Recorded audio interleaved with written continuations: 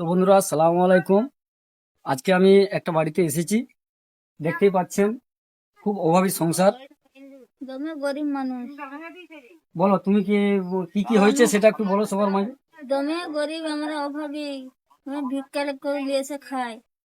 আমাদের তোমার টাকা স্বামী পয়সা। কতদিন হলো আজ পালিয়ে আমার গেছে? স্বামী 5 বছর পালিয়ে গেছে, রেখে দিয়ে দুটি ডাবল টাকা নিয়েছিলাম।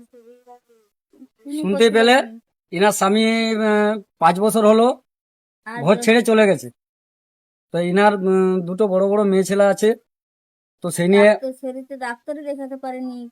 কিডনির দোষ হয়ে গেছে, সুগার হয়ে গেছে, গায়ে বেলার নাই, বলতে তো পারিনি। তো দেখতেই পাচ্ছ, নিজের মুখেই বলছে এনার কিডনির প্রবলেম, তারপরে সুগার।